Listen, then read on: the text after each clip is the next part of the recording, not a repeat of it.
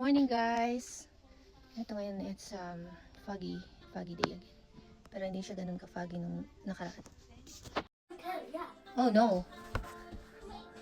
Well, ito guys, it's 7:18 in the morning. Pero yung panahon, look at outside na, di ba? Medyo madilim pa. Tapos foggy. Then guys, nihintay pa natin na kumulo yung tubig for the coffee. Supposed to be guys, plano ko mag-exercise minsan ng maaga kasi si hubby is maaga umaalis para sa kanyang work.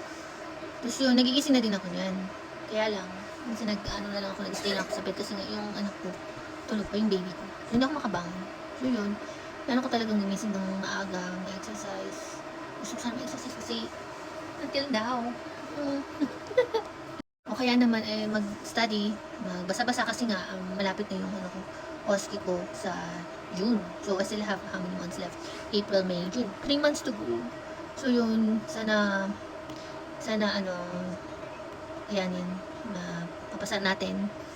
So ito yung breakfast namin for today ng aking daughter. Hindi natin nagalaw for her.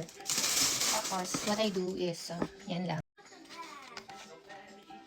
Para sa mas maganda kasi yung cold milk. As in siya. Mas masarap kaysa yung yung sa hot water. Hot water or hot milk. Yung kasi yung iba pag mix sila ng Weetabix. Then you put a bit of sugar. Ayan. Diba? Blueberries. Strawberries. So yan na. Weetabix. Grabe yung araw. Sinag. Coffee.